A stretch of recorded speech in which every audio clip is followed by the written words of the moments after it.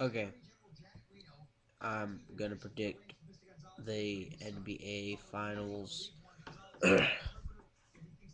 uh, you know, I didn't really see this one playing out.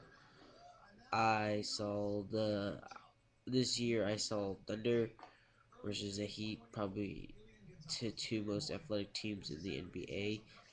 But stuff happens like that. Mavericks surprised everybody.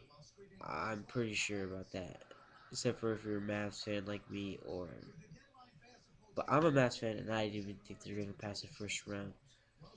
That doesn't show too much dedication, but you know, Dirk doesn't choke in the playoffs. Uh, but some, but Dirk can't get the support to take him to a championship, or he basically single-handedly took himself to the championship in 2006, and he, you know, what happened. But, anyways, there are 12 and they are 12-3 right now in the playoffs. They struggled a little bit 4-2 to Trailblazers, and then they were very underdogs to the defending two-time champions Los Angeles Lakers, and Lakers looked confident, and you saw what happened. They got swept 4-0. They got blown out in game 4, and Mavericks almost beat records. Now you say the Miami Heat, they're 12-3 as well. They finished 4-1. Sixers played hard in every single game. I mean the Heat looked bad in the Celtics series, and people thought they were getting knocked off, and they ended up winning 4-1. And then Mavericks go ahead and they beat the Thunder 4-2, 4-1, basically behind Dirk in the whole games, all five,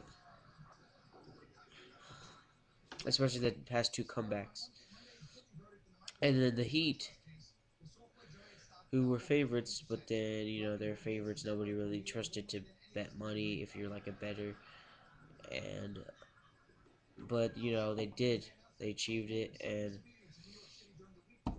especially this last game, they were down 13 points, I believe, about like 3 minutes or less, and they came back by Dwayne Wade's 10 points in the fourth quarter. I think LeBron had like 5 or 8 or something. I forgot, but that was tremendous, and it gave him, and I was going to give him momentum that they were very bad closers in the regular season, but they could prove it, and they're also very bad versus the Chicago Bulls and very bad against the Boston Celtics. But we saw what happened in the past two series. Oh yeah, so LeBron has proved everybody wrong. The LeBron haters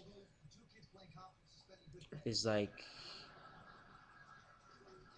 it's like a whole group. Like there's LeBron lovers and there's LeBron haters, and he's probably the most talked about player in the league right now.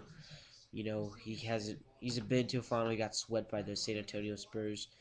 We, I mean, you know, basketball fans, if you saw that back there, it's not too long ago. LeBron single-handedly carried that team into the finals, and I feel like he gave up because the team gave up on him. They gave him the ball every single second, pretty much, and they wanted him to carry out the game. And he had decent support players. He could have had Larry Hughes. Larry Hughes could have been a great support player, but he didn't really help the team out.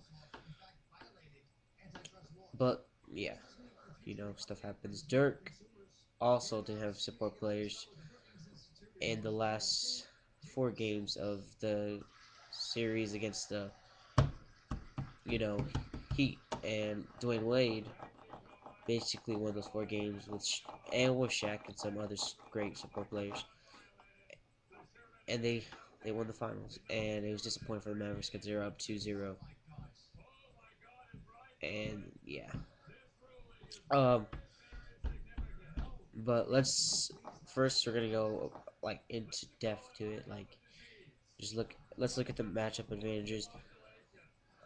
I think LeBron will play playing power forward a lot in this game, and I mean this series, and guard Dirk a lot because Dirk is unstoppable and he's probably one of the best defenders in the game. And Dirk is probably the most clutch shooters. And if Dirk guards LeBron and LeBron's a clutch shooter too, and Dirk is a pretty good defender, then it'd be great to see like a matchup like that. So so what else? Oh, I think so. But Bosch versus Dirk, Bosch is kind of a, sometimes he's good, sometimes he's not good player now. Since he's not carrying a team anymore, he doesn't have to have so much pressure. But sometimes you want that pressure as a player because it makes you feel great and the town likes you. But Chris Bosh didn't like it, and he went with the Miami Heat, of course. And he's not as great as a defender as he was, but he did close out Bosch. I mean, Boozer pretty good in the past series. Yeah, but if Dirk is guarded by Bosch, I, Dirk is going to average like 28.2 points per game in this series. If LeBron is guarded by Marion, that'd be okay for him. He'd have a lot of points. He'd actually have a ton of points because Marion was a great defender against Durant. Uh, one of the most athletic players, but the most athletic player in the league versus Marion. I don't know if Marion could stop that. Uh, Jason Kidd may be limited in this series because and JJ Barrera could come in because Mike Bibby has been here for quite a while too, and but we know he could outrun 17 seasons of Jason Kidd or 14. I forgot how much, but we all know he can. And then Mario Chalmers off the bench, he could play pretty. Since he's still young and he's okay shooter, he could still you know outplay Jason Kidd, who he's not really a kid anymore. I see JJ Barrett coming off the bench a lot, guarding these two guys. Um, okay, next one. Just shooting guard Dwayne Wade. He's either he's playing up against Deshaun Stevenson or Jason Terry. If Deshaun Stevenson's obviously gonna start, and Wade got to take advantage of that quickly, and but when Terry gets off a pretty decent defender, it's gonna be a hard time for him. I That's what I think. I think Jason Terry could guard Dwayne if really well if he really tried. Dwayne has struggled.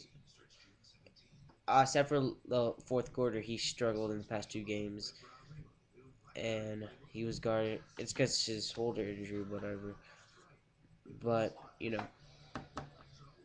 the people who are guarding him are Keith Bogans and Kyle Carver. Not too great of defenders, and Dwayne was stopped, especially in game 4. Um, and then you look at the bench. These are great benches if you look at him. Let's look at the Heat. Udonis Haslem, Joel. Oh, center advantage. Chandler. He's basically gonna own whoever's guarding him, even if it's a great defender like Joel Anthony. Uh, if it's Eric Dampier, I think he's still playing. I don't know. I don't pay attention to Eric Dampier. Then he's completely unstoppable. And if it's just else, same thing. I mean, these guys can't run as fast as a talented center like Tyson Chandler. Like they can't guard Dwight Howard or Tyson Chandler. Those are like the two most unstoppable centers in the league because they have speed for how huge they are. Yeah. And then let's look at the benches: Udonis Haslem, Joel Anthony, Uh, those are pretty two good players. Udonis stepped up with 13 points in that one. I think it was. I believe it was game two. Um. Yeah, and then Joel Anthony has been a great defender throughout this postseason, and it's what the Heat fans kind of wanted. They wanted kind of a bench player. They wanted a center, and they just wanted to see like Eric Dampier and Zydrunas Ilgauskas, not too good of defenders, like play, like defend great centers. Because you look at the center matches of Spencer Hawes, I think he's a pretty good center, if you ask me. And uh, Shaquille O'Neal or Jermaine O'Neal, how well Jermaine did good in game one of the series, but that was it. And yeah, but and then the last series, Joakim Noah did pretty. I was kind of disappointed in Joakim Noah the past series, but yeah, because Joel Anthony is a great defender, and you know how great he does. Mario Chalmers, he's okay, but if now that Jason Kidd's there and Jason he could outplay Jason Kidd if he really tried, and then it could be his mark to step up. James Jones, I've seen a lot of improvement from him. He's a great shooter. He could, sometimes if he wanted to, he could come at the fourth quarter and he could be the closer or something like that. Mike Miller, he played great. He played great this last game, and it's one of the key reasons the team won. Without him, there would be barely any points. That's basically the only bench players I could think. No, I know a lot, but the only great ones. Okay, who else is it? Okay, Mavericks bench, Jason Terry. You know how great he is. Nominated for six man every single year. Wait, time out.